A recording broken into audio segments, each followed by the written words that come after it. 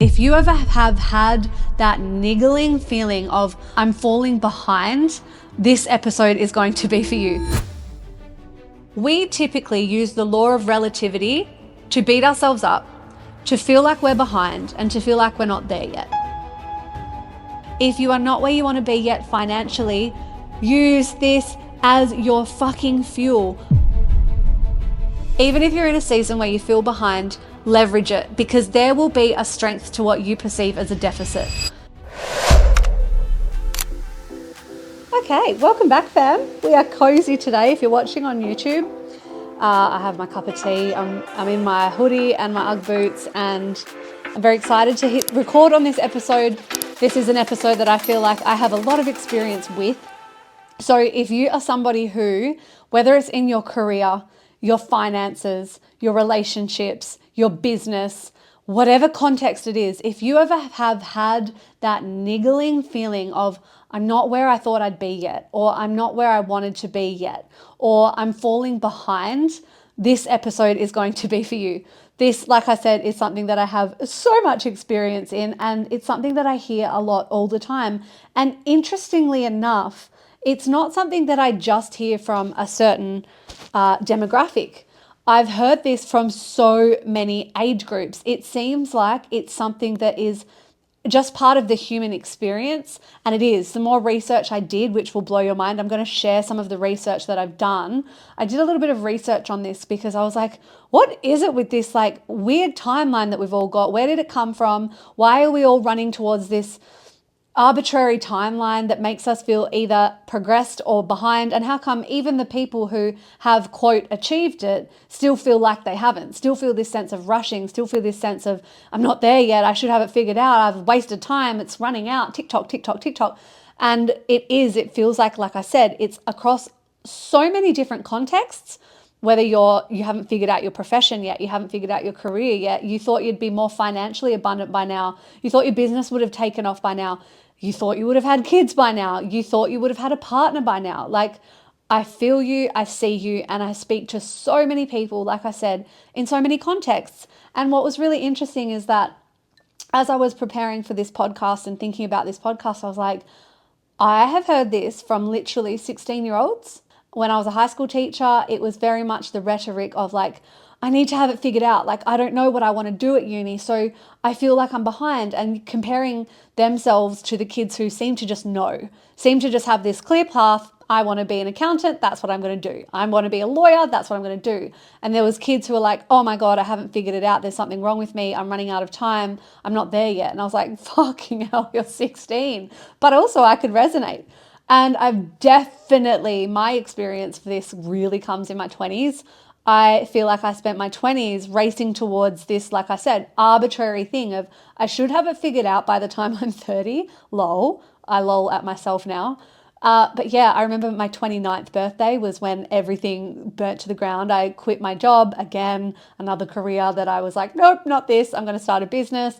Because again, it was like, I've done all these degrees and I'm not any closer, and I haven't got the partner. I thought that I would have kids at a certain age, but if I reverse engineer it, I remember being, I think 25 and 26 and single and being like, oh my God, if I want to have kids by the time I'm 30, but I want to have been with the guy for already like 3 or 4 years and married before then oh my God, I should be with him now, and I'm not with him now, so fuck. And I was like freaking myself out with that.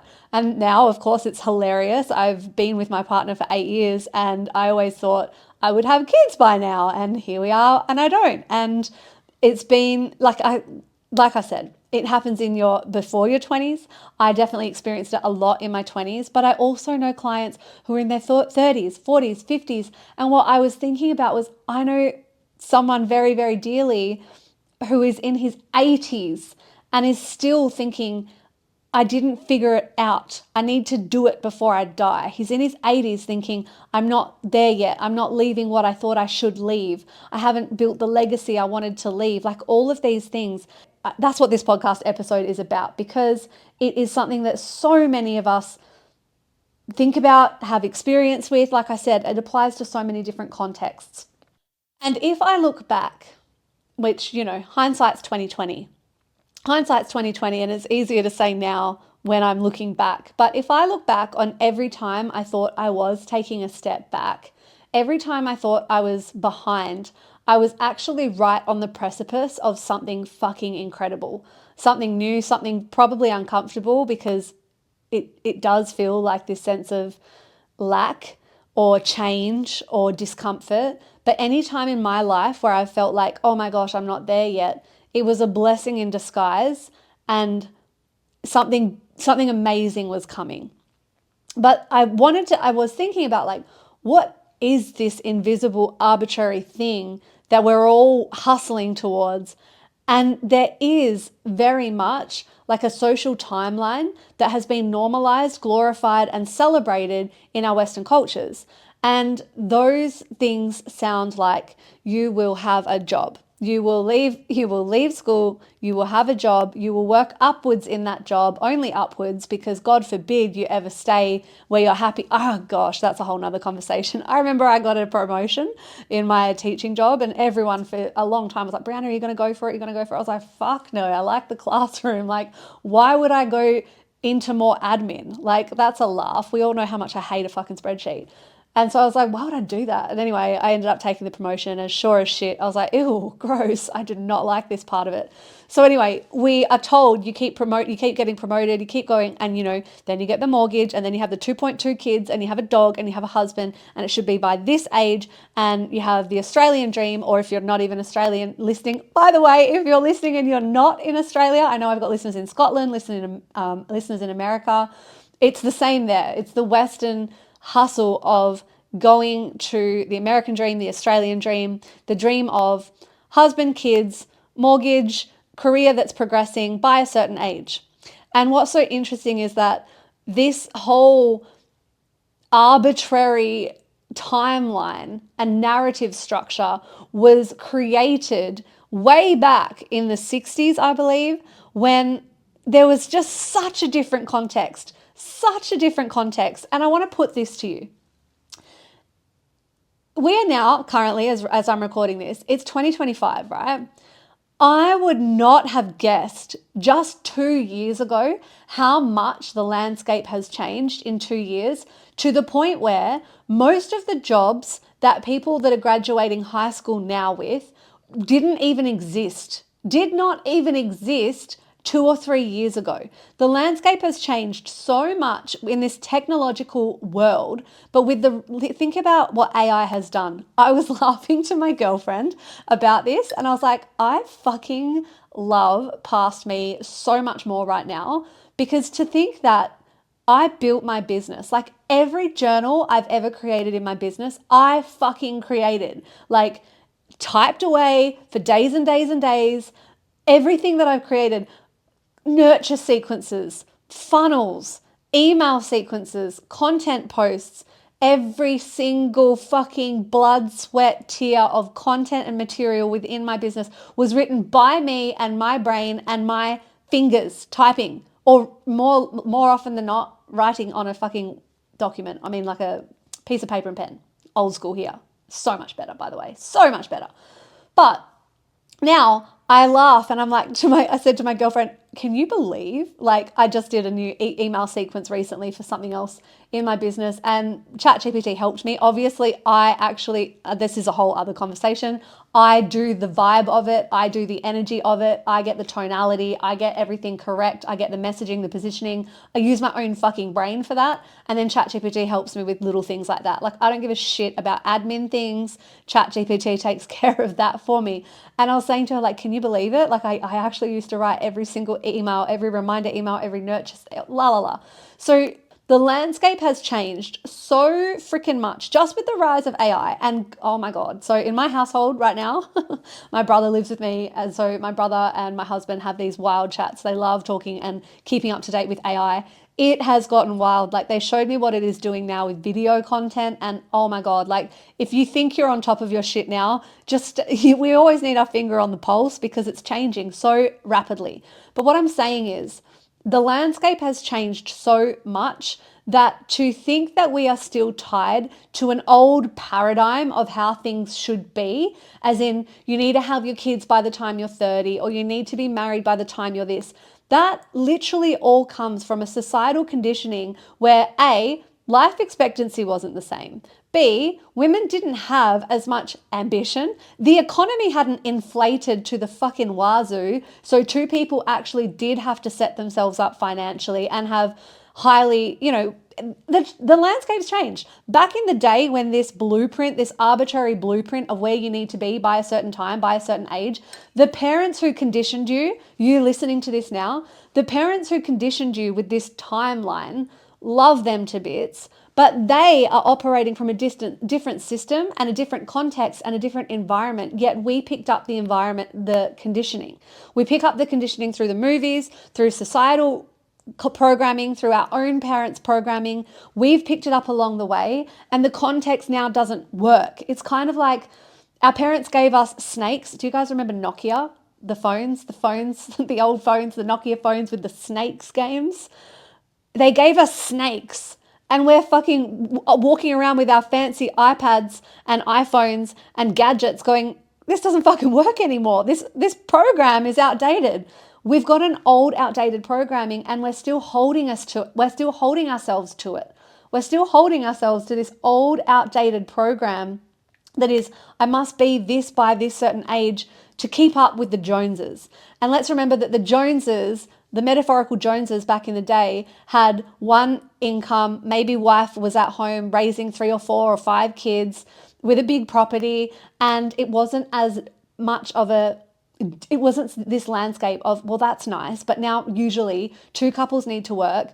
They're working harder, hours are longer, inflation's gone through the roof. Women actually have way more opportunity and ambition, and actually women are making a lot more money now. So there's just so many changes, right? That's what I'm getting at. The context and the program that we're running is really, really outdated. Let's unpack what's making you feel bad about not being where you think you should be by now. So there's 3 undercurrents behind the narrative of I'm behind.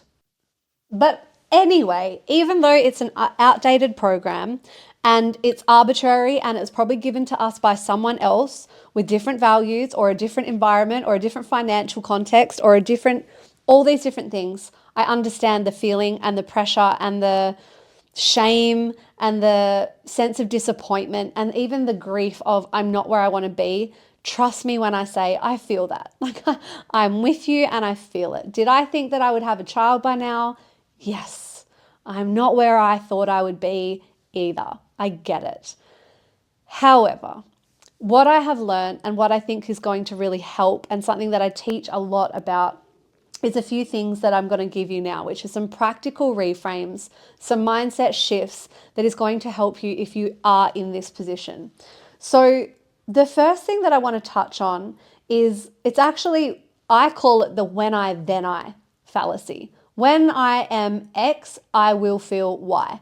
When I have babies, then I'll be successful. When I have the promotion, then I'll feel successful. When I have the partner, the house, the 6 figures, the 7 figures, whatever the thing is that you feel you're behind in, if you are starting the sentence with when I'm there, then I'll feel accomplished, this is a huge big red flag. This is a massive red flag, because what it is doing is saying that your sense of self, your sense of worth, your sense of accomplishment, your sense of achievement, your sense of worthiness is tied up in something external to you that you actually can't control. And I call it the when I, then I red flag. However, when I did a little bit of research, it's actually called the arrival fallacy. And it was coined by a positive psychologist named Tal Ben-Shahar. And the arrival fallacy is exactly that. It's the fallacy that when I arrive, then I'll feel accomplished. When I arrive, then I'll feel whatever the thing is, settled, accomplished, further ahead, whatever the thing is that you think that thing is going to offer you, give you. When I am, let's use my example, when I am a mother, then I will feel complete, maybe. When I have the 6-figure business, then I'll feel like whatever the thing is for you. When I have the partner, then I will feel X, Y, Z, whatever the thing is. So the arrival fallacy is the fallacy that you will feel better, you will feel different, you will feel whole, you will feel fulfilled, you will feel satisfied when this external thing has landed in your lap. It's not true. It's not fucking true. It's not true. don't. We just don't. We're on to the next thing because it's the human way. We're on to the next thing, especially if we have set up a program and set up a pattern where we're always waiting for something that hasn't arrived yet to give us that dopamine hit of, oh, over there is going to feel even better. And it's actually just a little bit of mental masturbation is what it is. It's like, oh my God, I'm going to feel so good over there. And it creates actually a sense of lack. So we've got that issue. When you are relying on something outside of you to give yourself a sense of peace, to give yourself a sense of completion.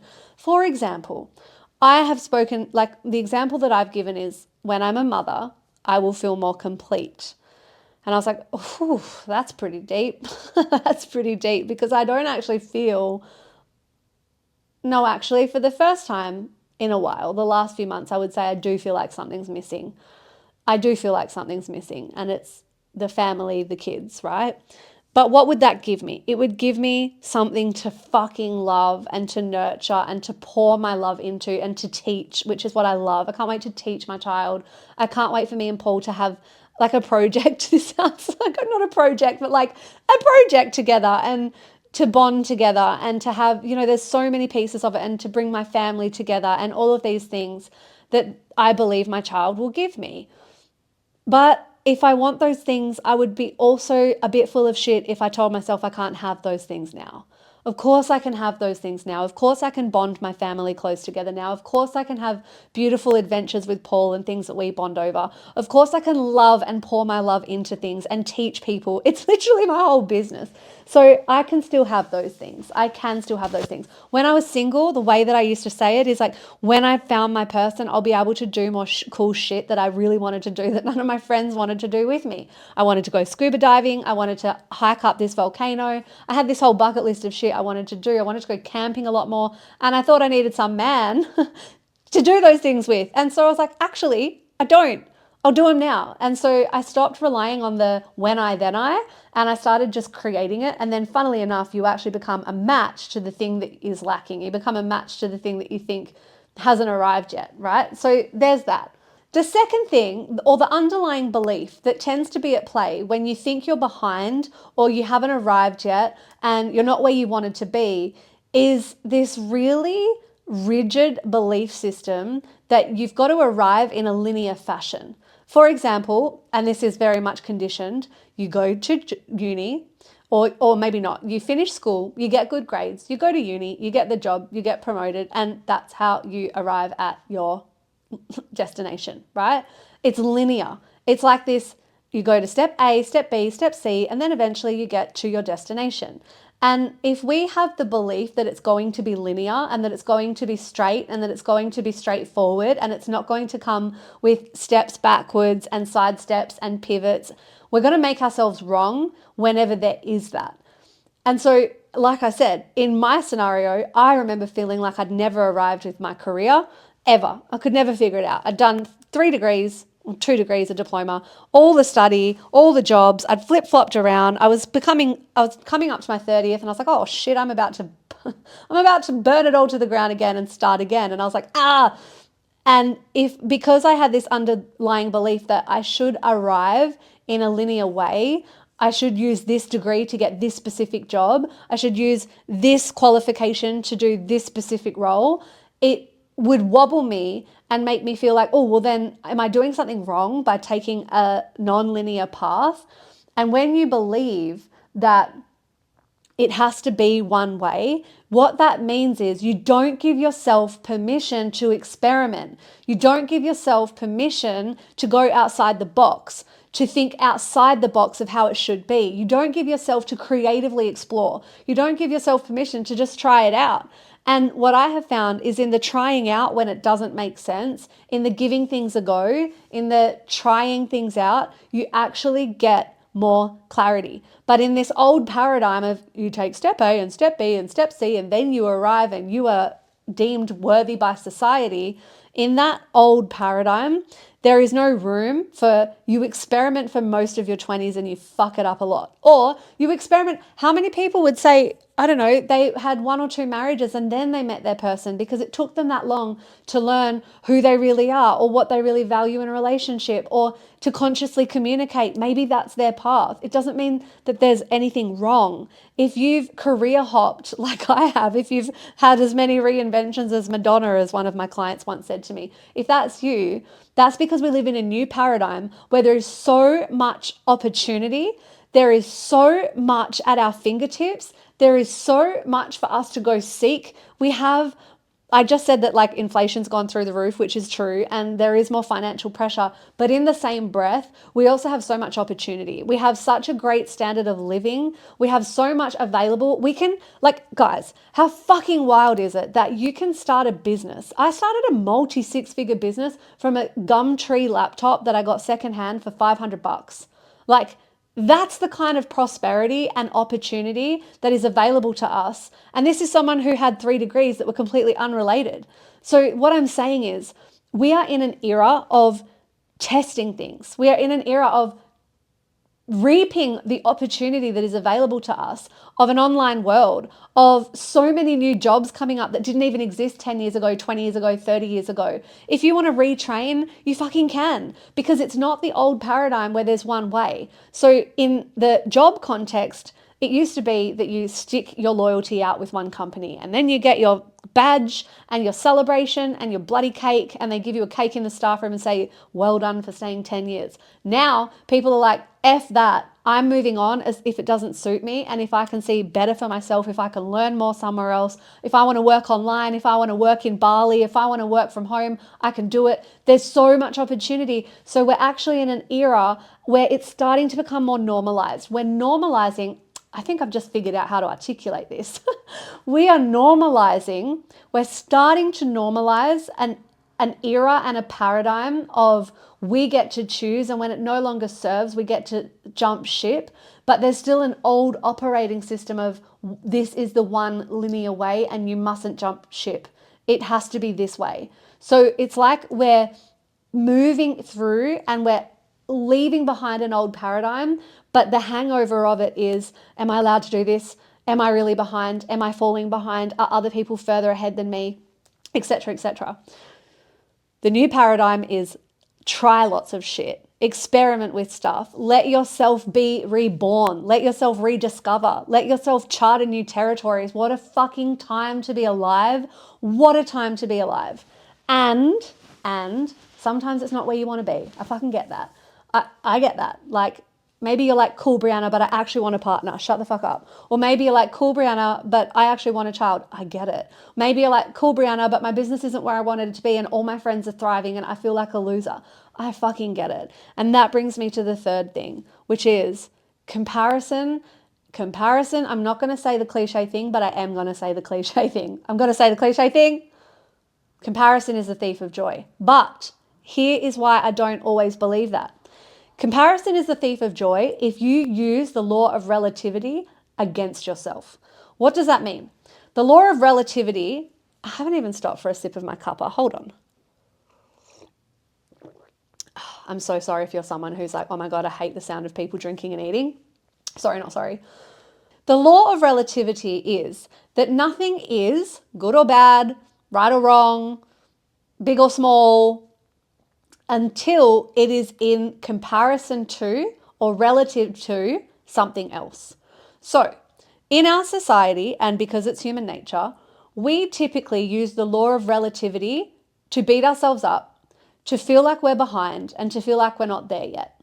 We use the law of relativity to go, these people are further ahead than me. My friend has 3 investment properties and a 7-figure portfolio. This friend has 3 babies on the way and a husband who's incredible.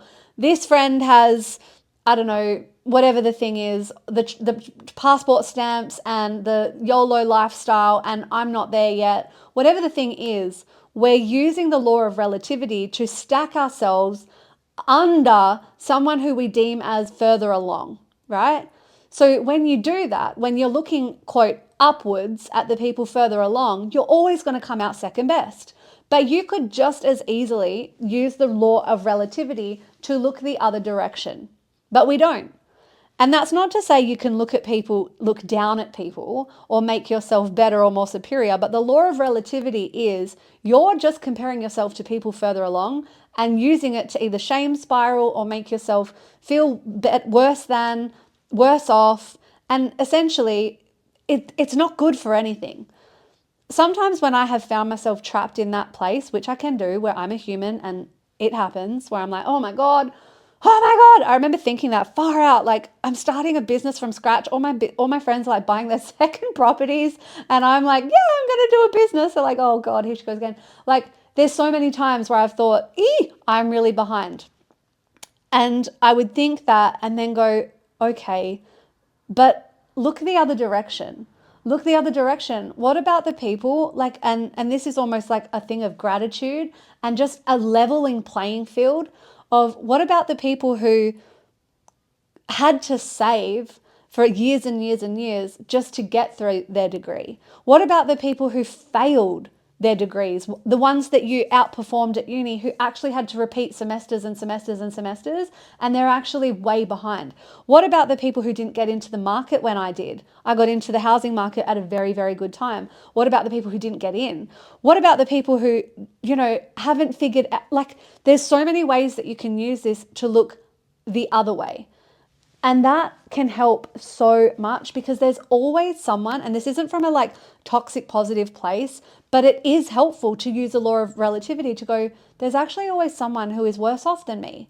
There is. And there's someone where I'm actually ahead. And this is something that I find a lot of business owners often get in their head, coaches get in their head with imposter syndrome. This is a random side tangent, but it is what it is. It's me. So I see a lot of coaches get in their head because they're like, oh my gosh, who am I to teach this? Who am I to teach XYZ when I've only done, who am I to teach business when I'm only at 20K months? And I'm like, okay, but what about the women that you can teach who haven't even made $1,000 a month? What about the women who are actually, you are so far in front of someone that you're valuable to them? You are always ahead of someone. And you can use that to remind yourself that you're only behind depending on who you're comparing yourself to. And usually the people that you're comparing yourself to have different values, and therefore it is apples and oranges. So all of this is to say, there is so much that you can do to be in an empowered place, even when you're in that mushy, uncomfortable, not there yet season. And like I said, I do feel you. I get it. I'm in the mush. Like I've said, I'm in the mush with you. I am not yet a butterfly. I can't see my wings yet. I'm in the mush. I'm in the becoming season, and I'm also making the most out of it. I'm making a fun time of the not there yet. I'm making the fun time of the fuck. I'm like 34, nearly 35. I don't have babies yet. I'm making a fun time of it. I just had a Zoom call with my besties and they were like, well, if you're not pregnant by this date, let's all go to, and we chose the country and we're making lemonade. And like I said, it's important that you recognize that we're often behind, but only when we use the old program, the old paradigm. If you can remember that you're in a season where the world is your oyster, where you get to decide how you want to show up, where you get to rewrite the paradigm and use the new narrative, this new way of being to create this opportunity for yourself, to go explore, to try new things, to leverage the strength of the season you're in. That's the thing I'm going to leave you with. Even if you're in a season where you're not quite where you wanted to be, even if you're in a season where you feel behind, leverage it, because there will be a strength to what you perceive as a deficit. For example, the strength to my deficit right now is that I have all the time in the world to give to my business, to give to my clients, and that is going to give me so much when I am on maternity leave. I can set up so much because I can. I've got the time. I don't have the kids yet. And that's something that I can leverage and use to my advantage. If you don't have a partner yet, while that seems, I know, frustrating, heartbreaking, fucking annoying, like I remember, trust me, I was like the biggest Tinder whore, and I was a Tinderella. That's what I meant to say, Mum, if you're listening. I was not a Tinder whore. I was a Tinderella. I loved Tinder. So while it was annoying, the strength to it was I actually got to go on so many dates and really learn what I actually was after, who I clicked with, who I didn't click with. I got better at dating. I got better at going into rooms and introducing myself to people. I got better at doing things on my own without depending on people. There is always a strength to what you perceive as a deficit.